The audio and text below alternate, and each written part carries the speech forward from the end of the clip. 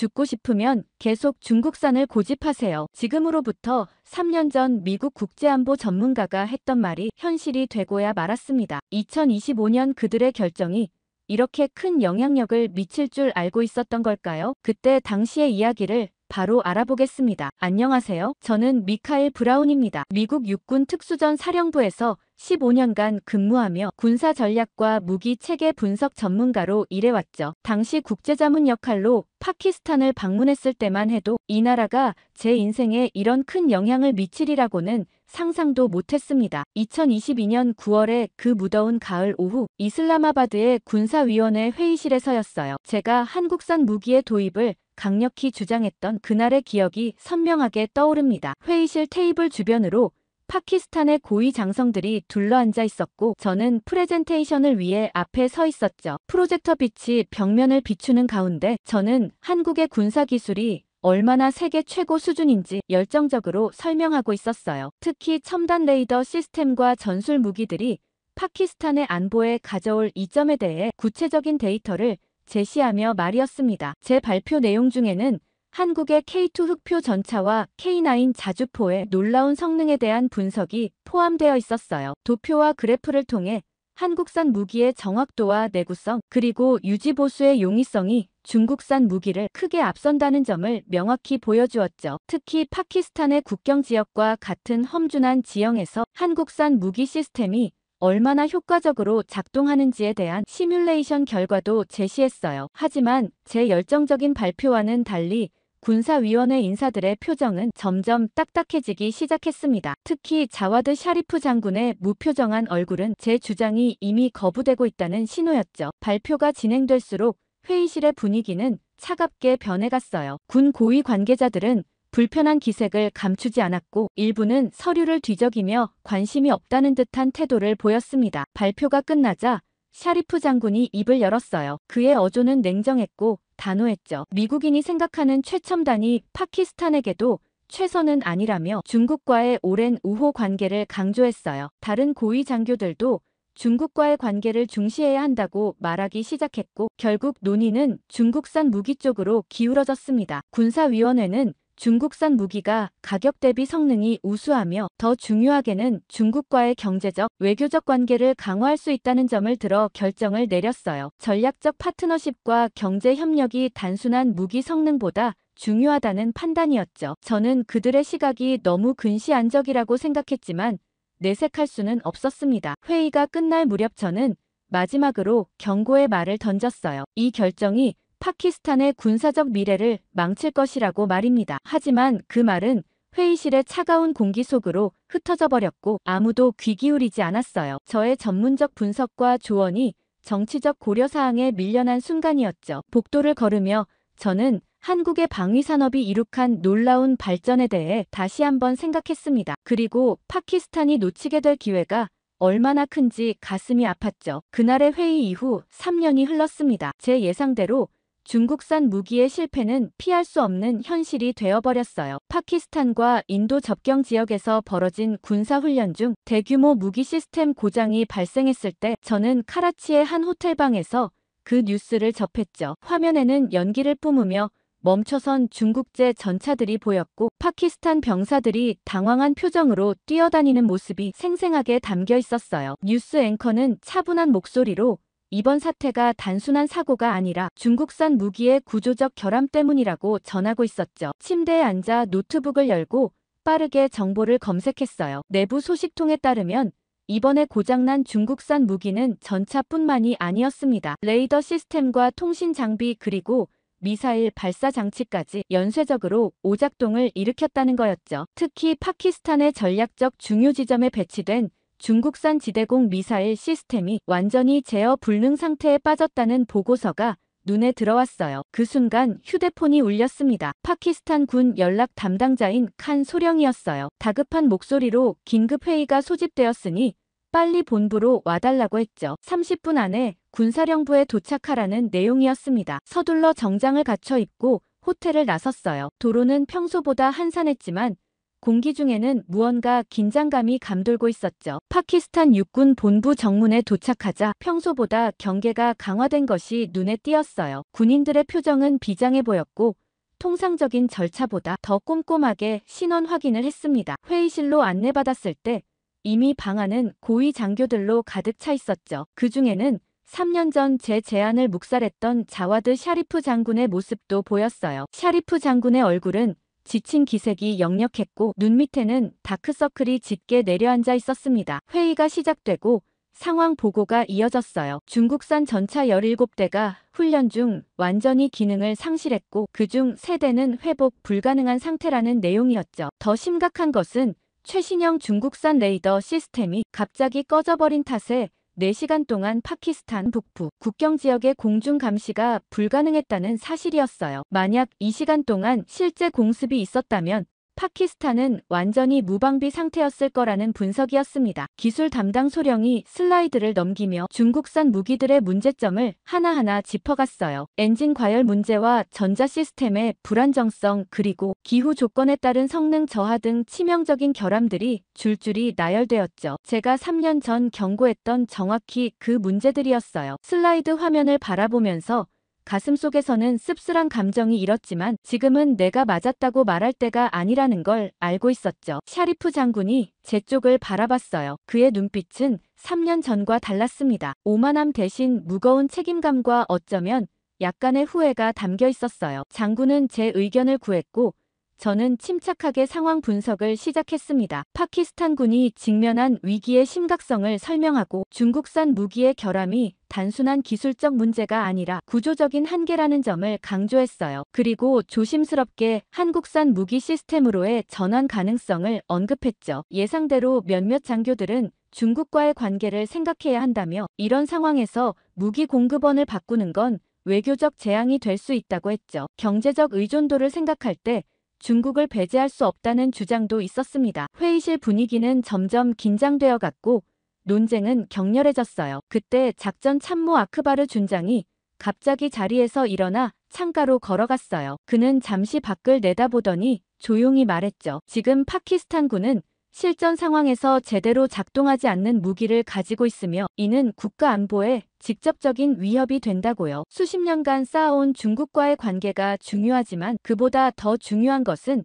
파키스탄 국민의 안전이라고 했어요. 아크바르 준장의 발언 이후 회의실은 잠시 침묵에 빠졌습니다. 모두가 이 위기의 심각성을 다시 한번 실감하는 순간이었죠. 샤리프 장군은 미팅을 마무리하며 모든 가능한 대안을 검토할 것을 지시했어요. 그리고 특별히 저에게 한국산 무기 시스템에 대한 상세 보고서를 72시간 내에 제출해달라고 요청했습니다. 회의가 끝나고 사무실로 돌아오는 길에 가슴이 무거웠어요. 3년 전 제가 예측했던 일이 실제로 벌어졌다는 사실이 기쁘지 않았죠. 오히려 이 위기로 인해 파키스탄 군인들과 국민들이 겪을 위험과 불안을 생각하니 마음이 아팠어요. 보고서가 마무리되는 대로 다시 한번 브리핑을 하게 되었어요. 이번엔 3년 전과 달리 모든 사람들의 시선이 집중되어 있었죠. 제가 준비한 보고서는 단순히 중국산 무기의 기술적 결함을 넘어 그들의 공급망 문제와 장기적 신뢰성에 대한 깊은 분석을 담고 있었습니다. 빔 프로젝터에 띄워진 첫 슬라이드에는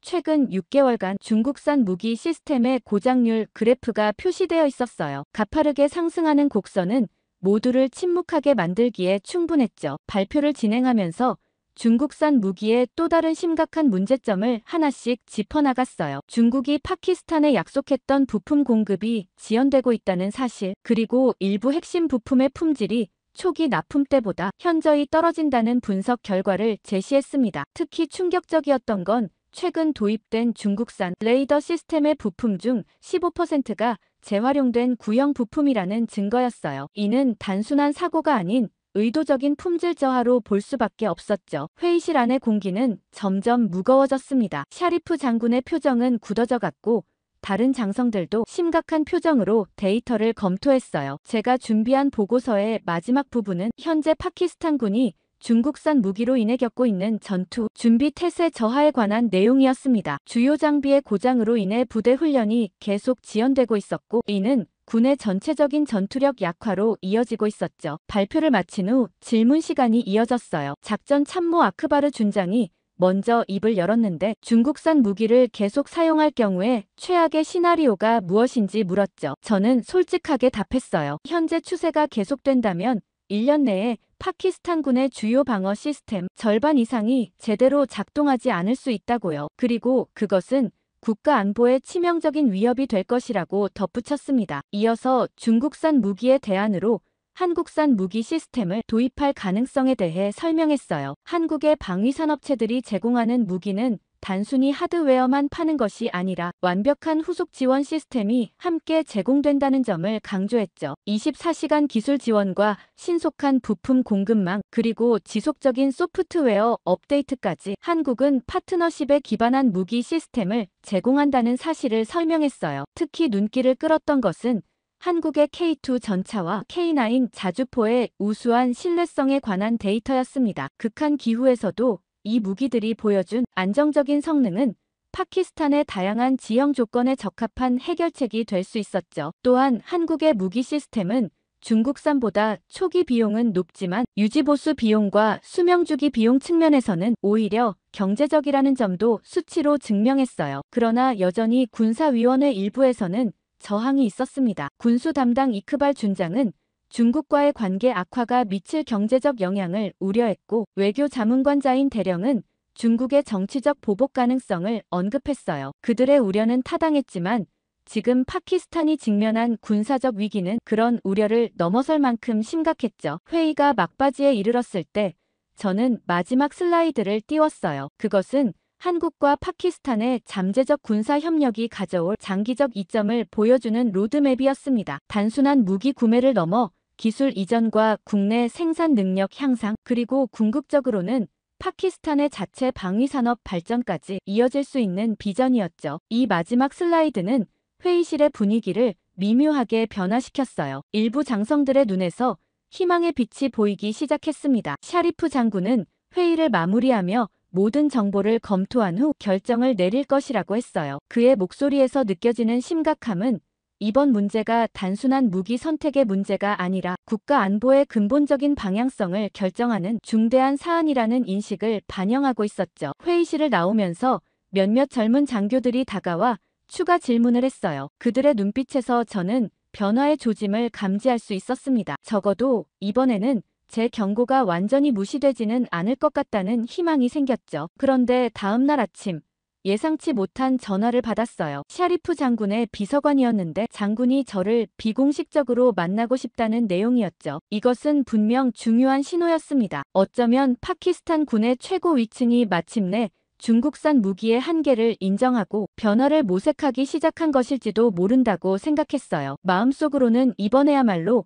한국산 무기의 우수성을 입증할 기회가 될 것이라는 희망과 함께 앞으로의 대화를 위한 더 구체적인 전략을 세우기 시작했습니다. 샤리프 장군과의 비공식 만남은 이슬라마바드 외곽의 한 안전가옥에서 이루어졌어요. 낡은 벽과 빛바랜 커튼이 있는 이 장소는 중요한 군사기밀이 오가는 공간이라고 하기엔 너무 소박해 보였죠. 하지만 그곳의 선택에는 분명한 이유가 있었을 겁니다. 샤리프 장군은 아무도 이 만남을 알지 못하길 원했으니까요. 정원 테이블에 앉은 장군의 모습은 공식 회의장에서 볼 수 있는 위험 있는 모습과는 달랐어요. 피로감이 역력한 그의 얼굴에는 깊은 고민의 흔적이 새겨져 있었죠. 찻잔을 받아들며 그는 본론으로 바로 들어갔습니다. 중국산 무기의 문제가 생각보다 훨씬 심각하다는 것, 그리고 군 내부에서도 이에 대한 우려가 커지고 있다는 내용이었어요. 샤리프 장군은 최근 추가로 발견된 중국산 무기의 결함들에 대해 언급했어요. 특히 파키스탄 북부 산악지대에서 최신형 중국산 지대공 미사일 시스템이 완전히 작동을 멈추는 사건이 있었다고 했죠. 다행히 훈련 중이어서 실제 위협은 없었지만 만약 실전 상황이었다면 그 결과는 상상하기 힘들었을 거라고 했어요. 더 충격적인 사실은 중국 측이 이러한 문제들에 대해 별다른 해결책을 제시하지 않고 있다는 점이었습니다. 오히려 파키스탄의 운용 미숙이 원인이라고 책임을 돌리고 있었죠. 샤리프 장군은 이제 많은 군 간부들이 중국산 무기에 대한 의구심을 품기 시작했다고 털어놨어요. 그러나 군 내부의 반응은 크게 두 갈래로 나뉘어 있었습니다. 한쪽은 문제의 심각성을 인정하고 대안을 모색해야 한다는 입장이었고, 다른 한쪽은 여전히 중국과의 관계를 우선시하며 현 상태를 유지해야 한다고 주장했죠. 특히 고위층에서는 중국의 경제적, 외교적 지원을 잃을 수 없다는 입장이 강했어요. 샤리프 장군은 제게 솔직한 조언을 구했습니다. 한국산 무기로의 전환이 정말 파키스탄에게 좋은 선택인지, 그리고 중국의 반발을 어떻게 최소화할 수 있을지에 대해 물었어요. 저는 솔직하게 제 생각을 전했죠. 한국산 무기가 가진 기술적 우수성뿐만 아니라 한국이 파키스탄과의 협력을 통해 얻을 수 있는 이점들을 설명했어요. 또한 중국과의 관계도 점진적인 전환과 투명한 소통을 통해 관리할 수 있다고 제안했습니다. 대화가 끝날 무렵 샤리프 장군은 저에게 중요한 임무를 맡겼어요. 다음 주에 열릴 확대 군사위원회 회의에서 한국산 무기 도입에 대한 종합적인 계획을 발표해 달라는 것이었죠. 이번에는 더 많은 고위 장성들이 참석할 예정이었고, 이 회의가 파키스탄의 미래 방위 전략에 중대한 영향을 미칠 거라고 했어요. 호텔로 돌아온 저는 밤늦게까지 자료를 준비했습니다. 이번엔 단순히 한국산 무기의 우수성을 강조하는 것을 넘어 파키스탄의 독특한 안보 환경과 전략적 필요에 맞춘 구체적인 도입 계획을 세워야 했어요. 또한 중국과의 관계를 고려한 외교적 접근법도 포함시켰죠. 일주일 후 드디어 그 중요한 회의가 열렸어요. 파키스탄 육군 본부의 대회의실에는 30명이 넘는 고위 장성들이 모여 있었습니다. 자리에 앉아있는 장성들의 표정은 제각각이었어요. 일부는 호기심 어린 눈빛으로 저를 바라봤고, 다른 일부는 여전히 의심의 눈초리를 보내고 있었죠. 제 발표가 시작되자 회의실은 긴장감으로 가득 찼어요. 저는 먼저 현재 파키스탄이 직면한 안보 위협에 대한 분석으로 시작했습니다. 국경 지역의 불안정성과 테러 위협, 그리고 주변국들의 군비 확장 등 파키스탄이 마주한 복합적인 도전들을 짚어나갔죠. 그리고 이런 위협에 효과적으로 대응하기 위해서는 신뢰할 수 있는 무기 시스템이 필수적이라는 점을 강조했어요. 그 다음으로 한국산 무기의 기술적 우수성을 다양한 데이터와 실전 사례를 통해 보여주었습니다. 특히 한국의 K2 전차와 K9 자주포, 그리고 최신형 방공 시스템이 어떻게 파키스탄의 지형적 조건과 작전 환경에 최적화될 수 있는지 상세히 설명했어요. 또한 한국이 제공하는 종합적인 유지보수 체계와 기술 지원 프로그램이 장기적으로 파키스탄 군의 작전 능력을 향상시킬 것이라고 강조했죠. 발표 중간에 격렬한 질문이 쏟아졌어요. 특히 중국과의 관계를 우려하는 장성들의 질문이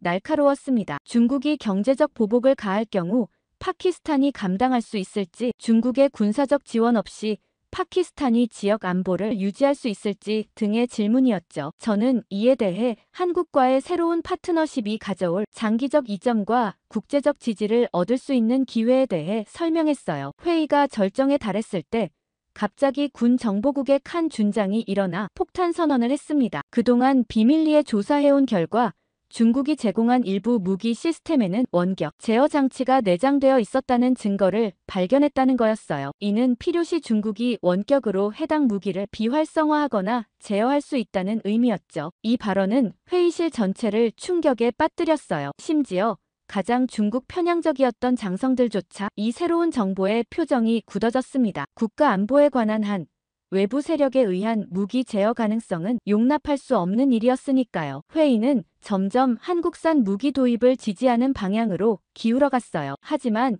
여전히 중국과의 관계를 고려해야 한다는 의견도 강했습니다. 결국 샤리프 장군은 소규모 테스트 프로그램을 먼저 실시하자는 절충안을 제시했어요. 한국산 무기를 제한된 규모로 도입해 실전 환경에서 검증한 후 그 결과에 따라 대규모 전환을 결정하자는 내용이었죠. 회의가 끝나고 나올 때 제 마음은 복잡했어요. 완전한 승리는 아니었지만 적어도 파키스탄군이 한국산 무기의 가능성을 진지하게 고려하기 시작했다는 점에서 작은 진전이었습니다. 테스트 프로그램 승인 이후 불과 2주 만에 중국의 반응이 왔어요. 예상보다 훨씬 빠르고 강력했죠. 파키스탄 주재 중국 대사가 긴급 회담을 요청했다는 소식을 들었을 때 저는 카라치 공군기지에서 한국산 방공 시스템 도입을 위한 실무 작업 중이었습니다. 파키스탄 국방부로부터 온 긴급 메시지는 상황이 심각하다는 것을 알려주고 있었죠. 이슬라마바드로 돌아오는 비행기 안에서 뉴스를 확인했어요. 중국이 파키스탄에 대한 경제 제재 가능성을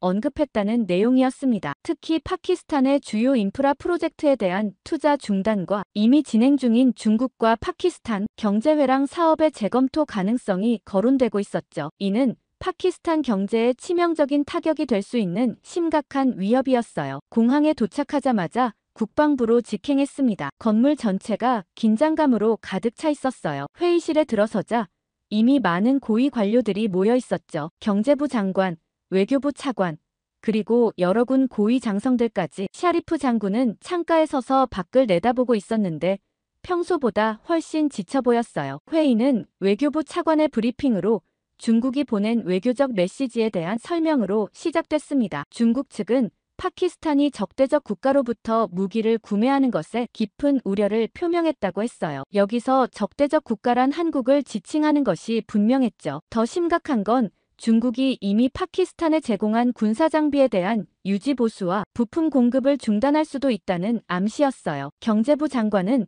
더욱 암울한 전망을 내놓았습니다. 중국의 경제 제재가 현실화될 경우 파키스탄은 심각한 경제 위기에 직면할 수 있다고 했죠. 현재 진행 중인 여러 인프라 프로젝트가 중단되면 수십만 개의 일자리가 사라질 것이고 중국 수출 시장의 축소는 무역 적자를 더욱 악화시킬 거라고 예측했어요. 회의실의 분위기는 점점 무거워졌습니다. 일부 장성들은 한국산 무기 도입 계획을 즉시 중단하고 중국에 사과해야 한다고 주장했어요. 다른 이들은 중국의 압박에 굴복하면 앞으로도 계속 종속될 것이라며 저항해야 한다고 맞섰죠. 논쟁이 격해지는 가운데 샤리프 장군이 마침내 입을 열었어요. 장군은 이것이 단순한 무기 구매 문제가 아니라 파키스탄의 주권과 국가 안보에 관한 문제라고 강조했습니다. 중국산 무기의 심각한 결함으로 인해 파키스탄의 방위 능력이 이미 크게 약화되었다는 사실을 상기시켰죠. 그리고 이제 중국이 무기 공급을 정치적 압박 수단으로 사용하고 있다는 점이 더욱 분명해졌다고 말했어요. 제게도 의견을 물었을 때 저는 침착하게 상황을 분석했습니다. 중국의 압박은 예상했던 반응이지만 그 강도가 예상보다 훨씬 강하다는 점을 인정했어요. 하지만 동시에 이것이 파키스탄이 얼마나 중국에 의존하고 있는지 그리고 그 의존도가 얼마나 위험한지를 보여주는 명백한 증거라고 지적했죠. 한국과의 협력은 단순히 더 나은 무기를 얻는 것을 넘어 파키스탄이 국제관계에서 더 균형 잡힌 입장을 가질 수 있는 전략적 기회라고 설명했어요. 논의는 계속되었고 마침내 절충안이 제시되었습니다. 한국산 무기 테스트 프로그램은 계속하되 규모를 축소하고 저프로파일로 진행하자는 것이었어요. 동시에 중국에는 이것이 단순한 기술 평가일 뿐 전면적인 무기 전환을 의미하지 않는다는 메시지를 전달하기로 했죠. 하지만 회의가 끝나기 직전 충격적인 소식이 들어왔습니다. 파키스탄 북부 지역에 배치된 중국산 레이더 시스템이 완전히 작동을 멈췄다는 보고였어요. 더 심각한 건 인도 공군기가 이례적인 비행 패턴으로 접경 지역을 비행하고 있다는 정보였죠. 이는 파키스탄의 레이더 시스템이 작동하지 않는다는 사실을 인도가 알고 있을 가능성을 시사했어요. 상황은 갑자기 군사적 위기로 번졌습니다. 회의실의 모든 사람들은 이 상황이 단순한 우연인지 아니면 중국의 의도적인 압박인지 의문을 품었어요. 샤리프 장군은 즉시 모든 가용 자원을 동원해 대체 레이더 시스템을 가동할 것을 지시했죠. 그리고 저에게는 한국산 조기경보 시스템을 최대한 빨리 도입할 수 있는 방안을 마련해달라고 요청했어요. 회의실을 나오면서 저는 상황이 얼마나 심각한지 실감했습니다. 이제 이것은 단순한 무기 선택의 문제가 아니었어요. 파키스탄의 국가 안보가 직접적으로 위협받고 있었고 중국에 대한 과도한 의존이 얼마나 위험한지 모두가 깨닫기 시작했죠. 그날 밤 샤리프 장군으로부터 전화가 왔습니다. 그의 목소리는 단호했어요. 최고 위급 회의에서 결정이 내려졌다고 했죠. 파키스탄은 한국과의 군사 협력을 확대하기로 했다는 내용이었어요. 중국의 압박에도 불구하고 국가 안보를 더 이상 타협할 수 없다는 결론에 이르렀다고 했습니다. 장군은 제게 곧바로 한국으로 가서 직접 협상을 진행해달라고 요청했어요. 이제 파키스탄의 미래가 제 손에 달려있다는 말과 함께요. 서둘러 짐을 꾸리며 한국 방문을 위한 준비를 시작했어요. 공항을 나서자 한국 국방부에서 파견된 이철민 대령이 저를 맞이했습니다. 그의 깔끔한 정장 차림과 예의 바른 태도에서 이미 한국의 전문성이 느껴졌죠. 리무진을 타고 서울로 향하는 동안 창밖으로 펼쳐진 한국의 첨단 도시 경관이 눈에 들어왔어요. 고층 빌딩들과 정돈된 도로, 그리고 곳곳에서 느껴지는 기술적 세련미는 이 나라가 왜 세계적인 기술 강국으로 성장했는지 말해주는 듯 했습니다. 호텔에 짐을 풀자마자 첫 회의 일정이 잡혀 있었어요. 회의는 형식적인 인사로 시작했지만 곧 실질적인 내용으로 들어갔습니다. 저는 파키스탄의 현 상황과 중국산 무기의 심각한 문제점들을 상세히 설명했어요. 그리고 파키스탄이 필요로 하는 무기 체계와 기대하는 협력 수준에 대해 명확히 전달했죠. 특히 북부 산악 지역과 인도 접경 지역의 특수한 환경에서도 안정적으로 작동할 수 있는 레이더 시스템과 방공 무기의 필요성을 강조했어요. 한국 측의 반응은 제 기대 이상이었습니다. 그들은 단순히 파키스탄의 요청을 듣는데 그치지 않고 각 무기 체계별로 상세한 기술적 설명과 실전 성능 데이터를 제시했어요. 심지어 파키스탄의 지형과 기후 조건을 고려한 맞춤형 솔루션까지 제안했죠. 여기서 한국 방산업체들의 접근 방식이 중국과 얼마나 다른지 확실히 느낄 수 있었습니다. 둘째 날, 우리는 구체적인 협상 테이블에 앉았습니다. 가격과 납품 일정, 또 유지보수 계약, 그리고 잠재적인 기술 이전까지 모든 것을 논의했어요. 한국 측은 놀라울 정도로 유연한 접근법을 보여주었습니다. 파키스탄의 재정적 한계를 고려한 다양한 지불 옵션과 단계적 도입 계획을 제시했죠. 특히 파키스탄군 인력에 대한 포괄적인 교육 프로그램을 무상으로 제공하겠다는 제안은 정말 매력적이었어요. 점심시간에는 박준혁 청장과 개인적인 대화를 나눌 기회가 있었습니다. 그는 한국이 단순히 무기를 판매하는 것이 아니라 파키스탄과 장기적인 안보 파트너십을 구축하고 싶다고 진심 어린 말을 전했어요. 그리고 한국이 과거 미국의 무기 지원에 의존하던 시절부터 어떻게 자체 방위 산업을 발전시켜왔는지에 대한 이야기도 들려주었죠. 그의 이야기 속에서 저는 파키스탄이 나아가야 할 방향에 대한 영감을 얻었어요. 다음 날 모든 논의를 종합한 예비계약서가 작성되었습니다. 초기 단계에서는 긴급히 필요한 레이더 시스템과 방공 미사일을 우선 공급하고 이후 단계적으로 전차와 포병 시스템으로 확대한다는 내용이었어요. 가격과 납품 일정, 기술 지원 범위 등 모든 조건이 파키스탄에게 유리하게 설정되었죠. 계약서에 가서명을 하고 나오는 순간 이 협상이 단순한 무기 구매를 넘어 파키스탄의 미래를 바꿀 수 있는 중대한 전환점이 될 것이라는 확신이 들었어요. 공항으로 향하는 차 안에서 이철민 대령이 한국어로 건넨 말이 기억에 남았습니다. 그가 말한 뜻은 이것이 양국 모두에게 새로운 시작이 되길 바랍니다였죠. 파키스탄으로 돌아오는 비행기에서 내리자마자 저를 기다리고 있던 소식은 상황이 더욱 악화되었다는 것이었어요. 북부 국경 지역의 레이더 시스템이 완전히 마비된 상태였고 인도군의 비정상적인 활동이 증가하고 있었죠. 공항에서 바로 군 헬리콥터를 타고 북부 사령부로 향했습니다. 이동하면서 브리핑 자료를 검토하던 중 이상한 점을 발견했습니다. 중국산 전차의 도입 가격이 다른 국가들에 비해 거의 30%나 높게 책정되어 있었어요. 이건 단순한 협상 실패로 보기에는 너무나 큰 차이였죠. 더 깊이 파고들수록 더 많은 의문점이 드러났어요. 이 모든 것은 체계적인 부패의 증거로 보였습니다. 정보를 더 모으기 위해 파키스탄 국방부 내 신뢰할 수 있는 소수의 인물들과 접촉했어요. 군수 담당 칸 준장은 조심스럽게 몇 가지 내부 문서를 공유해 주었고 재정감사실의 라힘 과장은 비정상적인 자금 흐름에 대한 기록을 알려주었죠. 조각들이 하나둘 맞춰지기 시작했어요. 중국산 무기 도입 과정에서 일부 고위 장성들과 국방부 관료들이 뒷거래를 통해 막대한 이익을 취했다는 사실이 명확해졌습니다. 특히 충격적이었던 건 자와드 아흐마드 중장의 이름이 여러 의심스러운 거래에 연관되어 있다는 점이었어요. 그는 3년 전 제가 처음 한국산 무기 도입을 제안했을 때 가장 강력하게 반대했던 인물이었죠. 이제 그 이유가 분명해졌어요. 그는 중국 무기 제조업체와 깊은 유착관계를 맺고 있었고 계약이 성사될 때마다 상당한 커미션을 받고 있었던 겁니다. 준비가 완료되자 샤리프 장군에게 비공개 면담을 요청했어요. 그의 집무실에서 2시간 동안 모든 증거를 제시하며 설명했죠. 처음에 그는 충격과 불신으로 말을 잇지 못했어요. 파키스탄 군 최고 위층의 부패가 이렇게 광범위하다는 사실이 믿기지 않았던 거죠. 하지만 증거는 너무나 명백했어요. 특히 아흐마드 중장과 중국 기업 간의 비밀 자금 거래 기록은 반박할 수 없는 증거였습니다. 샤리프 장군은 오랜 침묵 끝에 마침내 결단을 내렸어요. 이 문제를 최고 위층에 보고하고 철저한 조사를 요청하겠다고 했죠. 그와 헤어지며 그가 짊어진 무게가 얼마나 무거울지 생각했어요. 수십 년간 함께 근무한 동료들을 부패 혐의로 고발하는 것은 결코 쉬운 결정이 아니었을 테니까요. 다음 날 아침 예상치 못한 전화가 왔어요. 파키스탄 총리가 저를 긴급히 만나고 싶다는 내용이었죠. 총리 관저로 향하는 길에 마음이 무거웠어요. 관저에 도착하자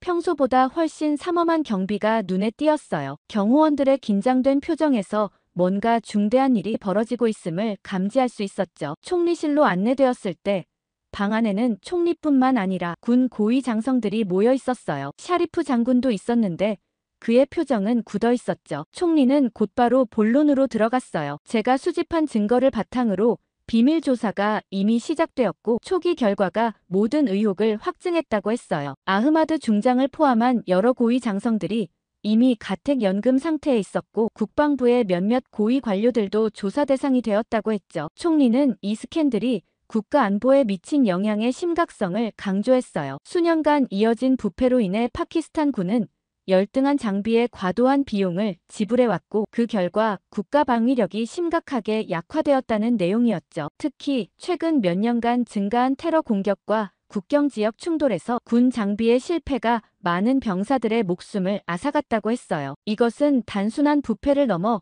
국가에 대한 배신이라고 강조했습니다. 회의 후반부에서는 앞으로의 방향에 대한 논의가 이어졌어요. 총리는 한국과의 방위산업 협력을 크게 확대하고 중국에 대한 군사적 의존도를 단계적으로 줄여나가는 계획을 승인했다고 밝혔죠. 더불어 파키스탄 군 내부의 구조적 개혁과 투명한 조달 시스템 구축도 필수적이라고 강조했어요. 이 모든 과정에서 제 전문성과 조언이 계속 필요할 것이라고 했죠. 앞으로 한국의 영향력이 얼마나 커지게 될지 기대가 됩니다. 한국에 무조건 올인하겠다. 한국 무기 사러 한국에 왔다가 정작 다른 것을 보고 놀라서 돌아간 어느 분석관이 있는데요. 든든한 한국 국방을 응원하시는 분들은 좋아요 눌러주세요. 바로 시작합니다. 저는 나토 분석관으로 15년간 근무한 루카스 노박입니다. 슬로바키아 국방부 회의실에 앉아 다른 위원들의 말을 듣고 있었죠. 러시아와 우크라이나의 전쟁이 3년째 접어들면서 우리 슬로바키아도 더 이상 구형 소련제 무기에 의존할 수 없다는 결론에 도달했어요. 군수국장 미하일은 독일 레오파르드가 현재 유럽 최고의 전차라며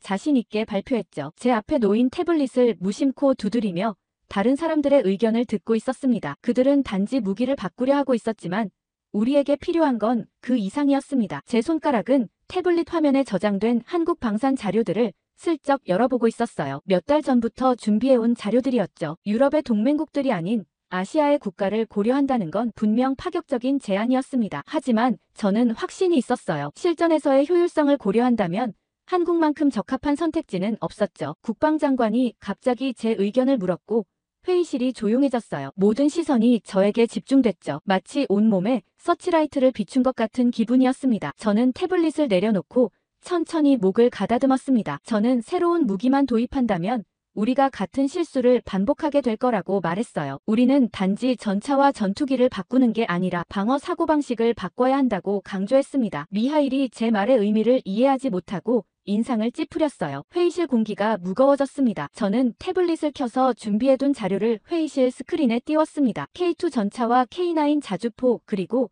FA-50 경공격기의 이미지가 나타났죠. 한국은 70년 넘게 실존하는 위협 앞에서 살아왔고 그들은 생존을 위해 방어 시스템을 구축했다고 설명했어요. 이론이 아닌 실전을 위한 무기들이라고 강조했습니다. 회의실에서 웅성거림이 들렸어요. 저는 그들의 표정에서 의구심을 읽을 수 있었습니다. 유럽 국가들은 항상 서로의 무기를 사고 팔았죠. 갑자기 한국산 무기를 검토하자는 건 그들의 안전지대를 흔드는 일이었어요. 하지만 안정감은 때로 혁신의 가장 큰 적이 됩니다. 슬로바키아의 국방 현대화는 단순한 장비 교체가 아닌 패러다임의 전환이 필요했어요. 누군가 유럽도 아닌 한국을 선택한 이유를 의아해했지만 저는 고개를 끄덕이며 확신했습니다. 한국의 무기 시스템은 단순히 공격력이 아니라 생존에 초점이 맞춰져 있다고 설명했어요. 자동 장전 시스템과 디지털 통합 전투 시스템 그리고 무엇보다 실전 조건에서의 신뢰성이 높다고 강조했습니다. 국방장관은 관심을 보이며 자료를 더 준비해오고 실사단을 꾸리는 것도 고려해보겠다고 했어요. 제 심장이 빠르게 뛰었습니다. 이건 단순한 무기 구매가 아니라 우리나라의 방어 철학을 바꾸는 일이었어요. 회의가 끝난 후 사무실로 돌아와 창밖을 바라봤습니다. 브라티슬라바의 오래된 성과 현대적인 빌딩들이 공존하는 풍경이 눈에 들어왔죠. 우리 군대도 이렇게 전통과 현대를 조화시켜야 했습니다. 일주일 후 국방부는 한국 방산 실사를 위한 대표단을 구성했고 제가 수석 대표로 선정됐어요. 비행기에 오르며 저는 이 여정이 단순한 무기 구매 그 이상의 의미를 가질 거라는 직감이 들었습니다. 그리고 그 직감은 정확했죠. 인천공항에 내리자마자 저는 한국방위사업청 인사들과 함께 바로 경기도 포천으로 향했습니다. 호텔에서 짐도 풀기 전에 현장을 보고 싶다고 고집했죠. 제 열정이 과하다고 생각하실지 모르지만 15년간의 나토 분석 경험상 무기는 카탈로그가 아닌 실전에서 평가해야 한다고 믿었어요. 차창 밖으로 스쳐 지나가는 서울의 풍경은 브라티슬라바와는 전혀 달랐습니다. 미래적인 건물들과 번화한 거리를 보며 왠지 모를 기대감이 생겼어요. 포천 훈련장은 넓은 평야와 산으로 둘러싸인 광활한 공간이었습니다. 도착하자마자 저를 맞이한 한국군 소장이 오늘의 시험 일정을 설명했죠. K2 전차 기동 시연과 K9 자주포 정확도 테스트 그리고 FA-50 경공격기의 근접 지원 시뮬레이션까지. 저는 속으로 웃었습니다. 유럽의 무기 전시회에서는 절대 볼 수 없는 실전적인 프로그램이었어요. K2 전차가 등장했을 때 처음으로 제 편견이 흔들렸습니다. 현장에서 본 K2는 그 어떤 사진보다 인상적이었어요. 55톤급 전차가 진흙탕과 경사로를 마치 경주용 차처럼 가볍게 기동하는 모습은 충격적이었죠. 소장이 설명하길 독일의 레오파르드에 비해 5톤 가벼운 차체가 산악 지형이 많은 한반도 환경에 최적화되었다고 했습니다. 비슷한 지형을 가진 우리 슬로바키아에도 적합하겠다는 생각이 들었어요. 제가 정말 궁금한 건 자동장전 시스템이었고 소장의 안내로 우리는 K2 내부로 들어갔어요. 좁은 공간이었지만 놀랍도록 효율적으로 설계되어 있었습니다. 자동장전 시스템이 작동하는 모습을 보며 저는 숨을 죽였어요. 분당 10발의 발사 속도는 유럽 전차들을 훨씬 능가했습니다. 더 놀라운 건 이 모든 기능이 단 3명의 승무원으로 운용된다는 점이었죠. 다음은 K9 자주포 시연이었습니다. 40km 떨어진 표적을 정확히 타격하는 모습에 제 눈을 의심했어요. 소장은 K9의 슈트앤스쿠트 능력을 강조했습니다. 발사 후 1분 내에 위치를 바꿀 수 있어 적의 대포 공격에서 생존율이 크게 높아진다고 했죠. 그 말을 들으며 저는 한국의 무기 개발 철학이 공격력이 아닌 생존에 초점을 맞추고 있다는 제 주장이 옳았음을 확신했습니다. 하늘에서 들려오는 엔진 소리에 고개를 들자 FA-50 경공격기가 저공 비행을 하고 있었어요. 가상의 지상 표적을 향해 정확한 공대지 미사일 발사 시뮬레이션을 보여주었습니다. 놀라운 건 조종사와 지상 통제소 간의 실시간 통신이었죠. 전장 상황이 변할 때 즉각적인 임무 변경이 가능했습니다. 시연이 끝난 후 저는 정비고로 안내받았어요. 거기서 또 하나의 놀라운 점을 발견했습니다. K2 전차의 파워팩이 40분 만에 교체되는 모습을 본 거죠. 유럽 전차들은 보통 이 작업에 최소 4시간이 걸렸습니다. 이건 전쟁에서 결정적인 차이를 만들어내는 요소였어요. 소장은 한국 무기들이 북한이라는 실존 위협에 대응하기 위해 실용성에 중점을 두고 개발되었다고 설명했어요. 전시 상황에서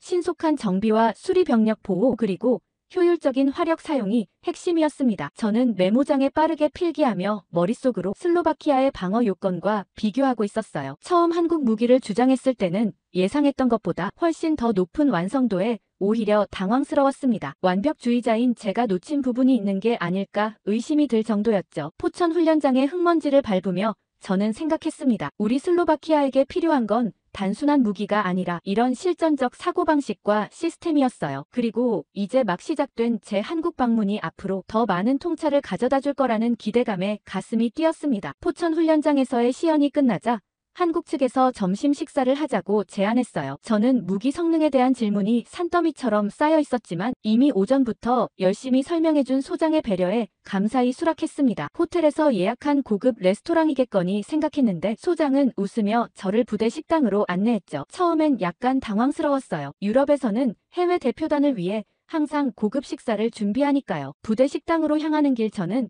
또 다른 놀라운 광경을 목격했습니다. 훈련을 마친 병사들이 줄지어 세면장으로 향하고 있었어요. 유럽의 훈련장에서는 보기 힘든 광경이었죠. 병사들은 질서정연하게 손을 씻고 작은 거울 앞에서 머리를 정돈했습니다. 아무도 감시하지 않았는데도 모두가 스스로 개인 위생을 철저히 챙기고 있었어요. 소장은 이것이 일상적인 모습이라고 태연하게 말했습니다. 식당에 들어서자 또 하나의 놀라움이 기다리고 있었어요. 병사들이 일렬로 줄을 서서 차례를 기다리고 있었고 누구도 새치기를 하거나 시끄럽게 떠들지 않았습니다. 유럽의 군대 식당에서는 상상하기 힘든 질서였죠. 소장은 저를 배식대로 안내했고 저도 병사들처럼 줄을 섰습니다. 제 앞에 놓인 식판은 5개의 칸으로 나뉘어 있었어요. 슬로바키아에서 온 제게 병영식이란 대체로 단백질 덩어리와 감자, 그리고 형체를 알아보기 힘든 채소 반찬 정도였습니다. 군인들이 영양을 섭취하기 위한 필수적인 행위일 뿐 맛이나 다양성은 고려 대상이 아니었죠. 그런데 제 앞에 놓인 식판은 전혀 달랐어요. 배식 담당 병사가 각 칸에 정성스럽게 음식을 담아주었습니다. 김치볶음밥과 순두부찌개, 그리고 3가지 나물 반찬까지. 색감이 선명했고 특유의 향이 코를 자극했어요. 이게 정말 군대 식당의 음식인지 의심스러웠습니다. 식탁에 앉으니 물론 수저와 젓가락이 깔끔하게 놓여 있었고 식수와 김치가 별도로 제공됐어요. 저는 잠시 당황했습니다. 평소 접하지 않던 음식이라 어떻게 먹어야 할지 몰랐거든요. 소장이 웃으며 설명해 주었습니다. 순두부찌개는 뜨거우니 조심해야 하고 김치는 아삭하고 맵다고요. 그는 각 반찬의 영양소와 효능까지 친절하게 알려주었어요. 굳이 안내하지 않아도 될 정보였지만 그의 설명에는 자부심이 느껴졌습니다. 첫 숟가락을 뜨는 순간 저는 입안에 퍼지는 맛에 놀랐어요. 김치볶음밥은 고소하면서도 매콤했고 순두부찌개는 부드러우면서도 깊은 맛이 났습니다. 처음 접하는 한국 음식이었지만 입에 잘 맞았어요. 저는 무의식적으로 맛있다고 중얼거렸습니다. 소장은 미소를 지으며 고개를 끄덕였죠. 주변을 둘러보니 병사들이 묵묵히 식사하는 모습이 보였어요. 유럽 군대의 식사 시간처럼 시끄럽거나 혼란스럽지 않았습니다. 오히려 조용하고 질서 있게 진행되고 있었어요. 그들은 음식을 남기지 않기 위해 노력하는 듯했고 식사를 마친 병사들은 자발적으로 자신의 식판을 정리했습니다. 소장에게 이렇게 질 높은 식사가 매일 제공되는지 물었어요. 그는 당연하다는 듯이 답했습니다. 장병들의 건강과 사기를 위해 균형 잡힌 식단을 제공하는 것은 필수적인 요소라고요. 한 끼 식사지만 그 안에는 영양학적 고려와 함께 문화적 요소까지 담겨 있었습니다. 그 순간 저는 깨달았어요. 제가 지금 보고 있는 건 단순한 군대 급식이 아니라 하나의 시스템이었습니다. 총칼로 단련된 조직이 아닌 사람 중심의 체계가 이곳 군대의 바탕이었어요. 무기의 성능만큼이나 중요한 것이 병사들의 컨디션과 사기라는 철학이 식판에 담겨 있었습니다. 식사 중에 소장은 한국군의 급식 체계에 대해 더 설명해 주었어요. 매 끼니가 영양사에 의해 계획되고 계절과 훈련 강도에 따라 메뉴가 조정된다고 했습니다. 심지어 특별한 날에는 특식이 제공되기도 한다고요. 식사는 단순한 영양 공급이 아니라 군 생활의 중요한 부분으로 인식되고 있었어요. 식판을 비우며 저는 생각했습니다. 우리가 한국에서 배워야 할 것은 단지 무기 시스템만이 아니라 이런 사람 중심의 운영 철학이었어요. 저는 메모장을 꺼내 빠르게 메모를 남겼습니다. 군대의 힘은 무기에서 나오지 않는다. 사람에게서 나온다. 그리고 그 사람을 키우는 것은 바로 이런 일상의 디테일에 있었습니다. 식사를 마치고 나서도 제 머릿속에는 계속 궁금증이 맴돌았어요. 슬로바키아 군대에서는 상상할 수 없는 수준의 급식이었습니다. 소장에게 혹시 식당 관계자와 대화할 수 있는지 물었어요. 그가 웃으며 영양사를 불러주겠다고 했죠. 식판을 반납하고 잠시 기다리니 30대 중반으로 보이는 여성이 다가왔습니다. 군복이 아닌 깔끔한 위생복을 입고 있었어요. 영양사는 제게 부대 식당의 운영체계를 설명해 주었습니다. 이곳의 식단은 단순히 배를 채우는 것이 아니라 장병들의 전투력 유지와 향상을 위해 설계된다고 했어요. 한 끼 식사에 놀라울 정도로 많은 고려사항이 있다는 사실이 믿기지 않았습니다. 저는 그녀에게 자세히 설명해달라고 부탁했어요. 영양사는 자신의 사무실로 저를 안내했습니다. 벽에는 주간 식단표와 영양소 차트가 빼곡히 붙어 있었어요. 컴퓨터 화면에는 복잡한 영양 분석 프로그램이 실행 중이었습니다. 그녀는 장병들의 하루 활동량과 계절별 소모 칼로리 그리고 훈련 강도에 따른 단백질 필요량까지 세밀하게 계산한다고 설명했어요. 심지어 정신적 스트레스와 면역력 강화까지 고려한다니 놀라웠습니다. 특히 인상적이었던 건 회복력에 대한 강조였어요. 영양사는 전투는 근육이 아니라 회복력에서 시작된다고 했습니다. 아무리 강한 전사라도 피로가 누적되고 영양이 부족하면 제 기량을 발휘할 수 없다는 거였죠. 슬로바키아 군대에서는 거의 고려하지 않던 관점이었어요. 한식의 특성에 대한 설명도 흥미로웠습니다. 영양사는 한국 전통 식단이 발효식품과 다양한 채소를 기반으로 하기 때문에 면역력 강화와 장내 건강에 좋다고 했어요. 김치는 프로바이오틱스의 보고이며 된장과 같은 발효식품은 항산화 효과가 있다고 설명했습니다. 이런 전통식품들이 현대 영양학적 지식과 결합되어 군 급식에 적용되고 있었어요. 제가 다양한 반찬의 이유를 물었더니 영양사는 단순한 식단 피로를 줄이기 위함이라고 했습니다. 같은 음식만 계속 먹으면 스트레스가 쌓이고 영양 불균형이 생길 수 있다고요. 다양한 색깔의 식품은 다양한 영양소를 의미하기도 하고 시각적 만족감도 주어 식사 자체가 스트레스 해소의 시간이 된다고 설명했어요. 계절에 따른 식단 변화도 체계적이었습니다. 여름에는 체온 조절과 수분 보충을 위한 식단, 겨울에는 체온 유지와 면역력 강화를 위한 식단이 제공된다고 했어요. 이런 세심한 배려가 장병들의 건강 상태와 직결된다는 통계 자료까지 보여주었습니다. 영양사는 컴퓨터에서 자료를 하나 꺼내 보여주었어요. 급식 만족도와 훈련 효율성의 상관관계를 보여주는 그래프였습니다. 급식 만족도가 높을수록 훈련 집중도와 성취도가 높아지는 명확한 상관관계가 보였어요. 그녀는 자랑스럽게 말했습니다. 전투력을 설계하려면 식판부터 설계해야 한다고요. 또 하나 인상적이었던 건 식자재 관리 시스템이었어요. 영양사는 지역 농가와 계약을 통해 신선한 식재료를 공급받는다고 했습니다. 이는 식품의 질을 보장할 뿐만 아니라 지역 경제 활성화에도 기여한다고요. 식자재 보관 방법과 위생 관리 기준도 민간 레스토랑 수준을 넘어서고 있었어요. 제가 궁금했던 건 예산 문제였습니다. 이런 고품질 식사를 매일 제공하려면 비용이 상당할 텐데 어떻게 관리하는지 물었어요. 영양사는 효율적인 식자재 관리와 계절 식품 활용, 그리고 무엇보다 식사의 중요성에 대한 국방부의 인식 덕분이라고 설명했습니다. 급식은 비용이 아닌 투자로 여겨진다고요. 사무실을 나오며 저는 생각했습니다. 우리가 한국에서 배워야 할 것은 단순히 무기가 아니었어요. 소장에게 돌아가 감사 인사를 전하며 제 머릿속에서는 이미 슬로바키아 국방부에 어떻게 이런 시스템의 중요성을 설득할지 구상하고 있었습니다. 단순한 무기 도입이 아닌 한국의 운영 철학과 시스템을 함께 가져가야 한다는 확신이 더욱 강해졌어요. 슬로바키아로 돌아오는 비행기에서 저는 보고서 초안을 작성했습니다. 한국에서 보고 느낀 것들을 어떻게 설명해야 할지 고민이 많았어요. 단순히 무기 성능 데이터만 나열한다면 제가 발견한 핵심을 전달할 수 없을 것 같았습니다. 저는 그래서 국방부 전략회의에서 쓸 프레젠테이션을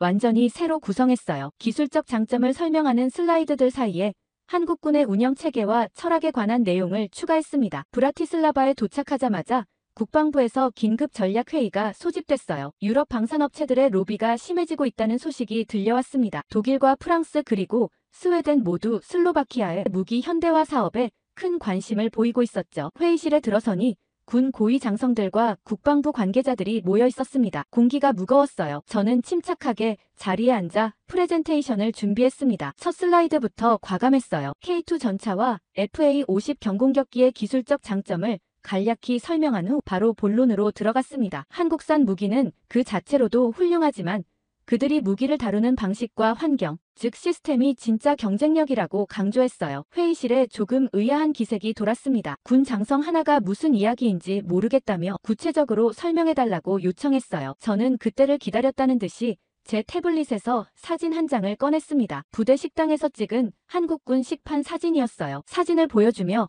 이건 단순한 밥이 아니라 작전 단위의 컨디션 관리이자 문화라고 설명했습니다. 식단 하나에도 장병들의 활동량과 계절 그리고 훈련 강도 심지어 정신적 건강까지 고려된다고 말했어요. 체계적인 영양 관리가 전투력의 기반이 된다는 한국군의 접근 방식을 상세히 설명했습니다. 장군 하나가 비웃듯이 밥이 무슨 전략이냐며 의문을 제기했어요. 저는 그에게 직접 질문을 던졌습니다. 우리 슬로바키아 군대에서 급식 만족도가 몇 %인지 그리고 그것이 사기와 훈련 효율성에 어떤 영향을 미치는지 연구한 적이 있는지 물었어요. 그는 대답하지 못했습니다. 저는 단호하게 말했습니다. 총이 군인을 움직이는 게 아니라 식사가 정신을 움직인다고요. 한국은 그걸 이해하는 나라였다고 강조했어요. 회의가 끝난 후 국방장관이 저를 따로 불렀습니다. 그는 제 프레젠테이션이 매우 신선했다고 평가했어요. 특히 시스템의 중요성에 대한 부분이 인상적이었다고 했습니다. 그는 한국 방산 도입권을 더 적극적으로 검토해보겠다고 약속했어요. 사무실로 돌아오는 길에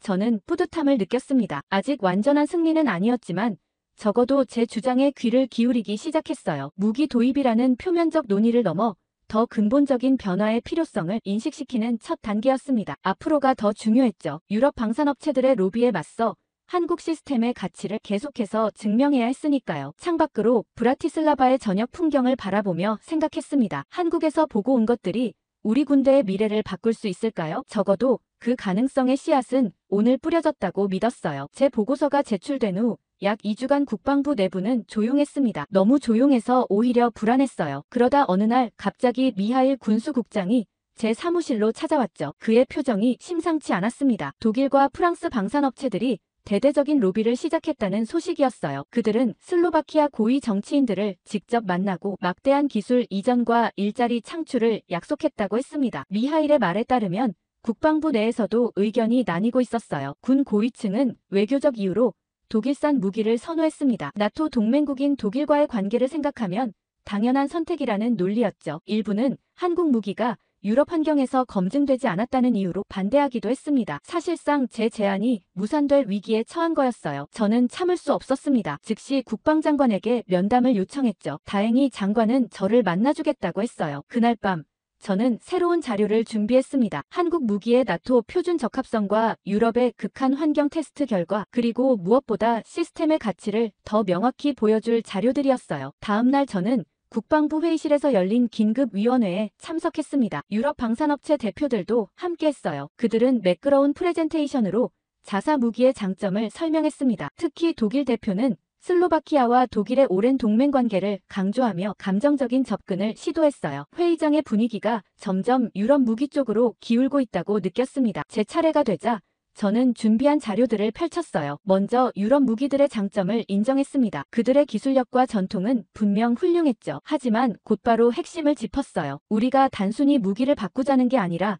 군대의 운영 방식 자체를 혁신하자는 것이라고 강조했습니다. 유럽 무기는 우리에게 익숙하지만 그것이 최선의 선택을 의미하진 않는다고 말했어요. 회의장이 조용해졌을 때 저는 모두가 잊은 주제를 다시 꺼냈습니다. 한국식 시스템의 가치에 대해 이야기했어요. 제 태블릿에서 미리 준비해둔 영상을 틀었습니다. 한국군 장병 인터뷰 영상이었어요. 젊은 병사 하나가 진지하게 말했습니다. 밥 한 끼가 진심이면 그날 훈련도 다르다고요. 저는 영상을 멈추고 말했습니다. 이것은 감성적 미화가 아니라 장병의 회복력과 집중력의 차이라고요. 철저한 데이터를 보여주었어요. 한국군의 영양 관리가 어떻게 병력의 체력과 정신력 향상으로 이어지는지, 그리고 그것이 궁극적으로 무기 운용의 효율성을 높이는지 설명했습니다. 유럽 대표들이 불편한 기색을 보였어요. 독일 대표는 영양 관리는 모든 군대가 하는 것이라며 반박했습니다. 저는 미소를 지으며 직접적인 질문을 던졌어요. 그들의 무기에 어떤 식사 지원 시스템이 포함되어 있는지, 장병들의 식단이 무기 운용 효율성에 미치는 영향을 어떻게 측정하는지 물었습니다. 당연히 그들은 대답하지 못했어요. 저는 계속해서 설명했습니다. 한국의 방산 시스템은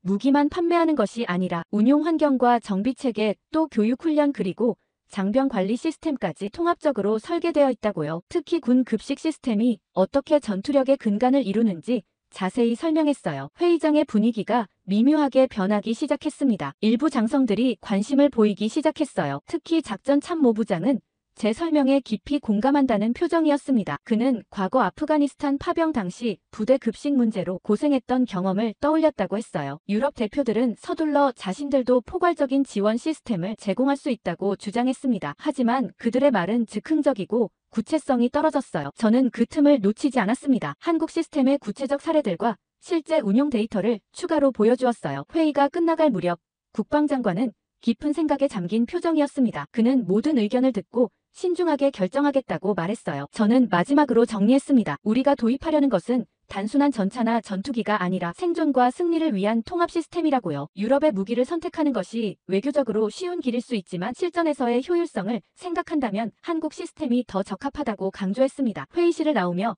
저는 몇몇 장성들의 지지하는 눈빛을 받았어요. 아직 결정된 것은 없었지만 적어도 논의의 방향을 무기에서 시스템으로 바꾸는 데는 성공했다고 느꼈습니다. 그날 밤 저는 사무실에 남아 추가 자료를 준비했어요. 이 싸움은 아직 끝나지 않았습니다. 하지만 제 마음속에는 한국에서 본 장병들의 질서정연한 식사 장면과 영양사의 말이 계속 맴돌았어요. 전투력을 설계하려면 식판부터 설계해야 합니다. 위원회 회의 후 약 한 달간 국방부 내부에서 치열한 논쟁이 이어졌습니다. 저는 매일같이 추가 자료를 제출하고 개별 장성들을 만나 설득했어요. 특히 영양사로부터 받은 자료를 토대로 식단과 전투력의 상관관계에 관한 소책자까지 만들었습니다. 처음에는 의아해하던 사람들도 점차 관심을 보이기 시작했어요. 그러던 어느 날 아침 국방장관이 저를 불렀습니다. 결정이 내려졌다고 했어요. 슬로바키아는 한국과 방산 협력을 추진하기로 했다는 소식이었습니다. 그로부터 2주 후 저는 브라티슬라바 국방부 기자회견장에 서 있었어요. 한국 방위사업청장과 함께 슬로바키아와 한국 방산 협력 양해각서 체결식에 참석한 겁니다. 제 오랜 주장이 현실이 되는 순간이었죠. K2PL 전차 도입과 FA-50 경공격기 구매 그리고 K9 자주포 기술 이전까지 계약 규모만 해도 50억 유로에 달했어요. 한국 측 대표단의 얼굴에는 미소가 가득했습니다. 기자회견이 시작됐어요. 국방장관이 계약의 기본 내용을 설명한 후 저에게 구체적인 협력 계획에 대해 발표할 기회를 주었습니다. 저는 한국 무기 시스템의 기술적 우수성에 대해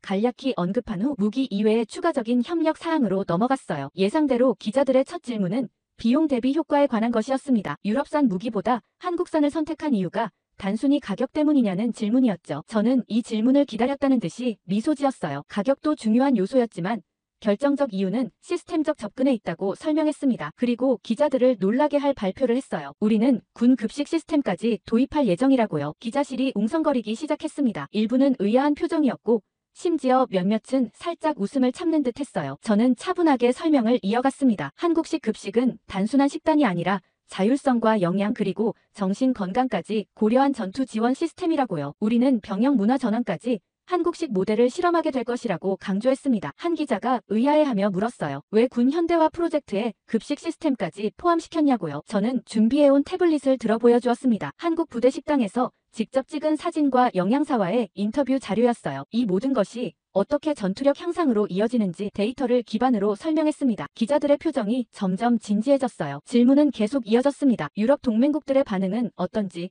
군대 내부의 문화적 충돌은 없을지, 무기 시스템 호환성은 어떻게 해결할 것인지 저는 하나하나 답변했어요. 특히 문화적 변화에 대해서는 한국의 시스템을 그대로 복사하는 것이 아니라 슬로바키아 상황에 맞게 적응시킬 것이라고 설명했습니다. 기자회견 막바지에 한 군사 전문 기자가 날카로운 질문을 던졌어요. 이런 급진적인 변화가 과연 슬로바키아 군에 받아들여질 수 있을지 그리고 실질적인 효과는 어떻게 측정할 것인지 물었습니다. 저는 이 질문에 오랫동안 준비해왔던 답변을 했어요. 변화는 항상 어렵지만 우리가 도입하는 것은 단순한 장비가 아니라 효율성과 인간 중심의 철학이라고 강조했습니다. 저는 발표문 마지막 페이지를 넘겼습니다. 거기에는 제가 직접 적은 문장이 있었어요. 전투는 포탄으로 시작되지만 끝은 식탁에서 결정된다. 이 문장을 천천히 읽어내려갔습니다. 군인의 건강과 사기 그리고 회복력이 전쟁의 승패를 가르는 핵심 요소라는 설명을 덧붙였어요. 기자회견이 끝난 후 한국 대표단 수석이 다가와 악수를 청했습니다. 그는 제 발표에 깊은 인상을 받았다고 했어요. 특히 식사 시스템의 중요성을 강조한 부분이 인상적이었다고 했습니다. 그들도 사실 무기 판매에만 초점을 맞추다가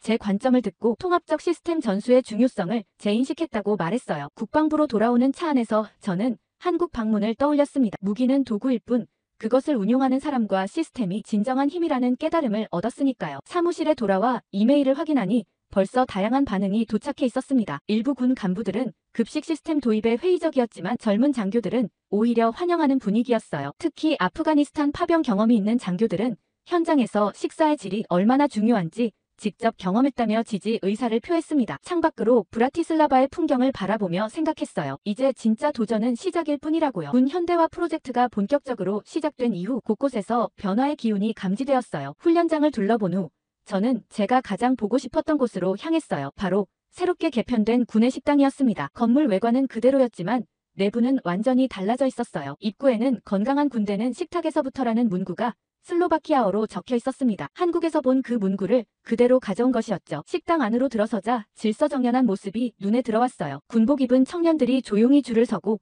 위생을 챙기는 모습이 한국에서 본 광경과 매우 비슷했습니다. 물론 아직 완벽하진 않았어요. 여기저기서 웃음소리도 들리고 전형적인 슬로바키아 병영 문화의 흔적도 보였습니다. 하지만 분명 변화는 시작되고 있었어요. 배식대에 다가가니 가장 눈에 띄는 변화가 있었습니다. 식판이 한국식으로 바뀌어 있었어요. 여러 칸으로 나뉜 스테인리스 식판에 다양한 음식이 담겨 있었습니다. 그리고 식당 한쪽 벽에는 특별한 인증서가 걸려 있었어요. 한국에서 교육을 받고 온 영양사의 인증서였습니다. 지휘관은 자랑스럽게 설명했어요. 우리 군 영양사 3명이 한국으로 파견되어 3개월간 집중 교육을 받고 돌아왔다고요. 그들이 돌아온 후 식단 구성과 조리 방식 그리고 식자재 관리 시스템까지 완전히 바뀌었다고 했습니다. 식사를 마치고 훈련소를 떠나기 전 지휘관은 저에게 놀라운 데이터를 보여주었습니다. 새로운 식사 시스템 도입 후 6개월 동안 훈련 중 부상률이 15% 감소했고 체력 테스트 통과율은 12% 증가했다고요. 무엇보다 신병들의 만족도 조사에서 식사 시간이 가장 기다려지는 시간으로 꼽혔다는 사실이 가장 인상적이었습니다. 차에 올라 훈련소를 떠나며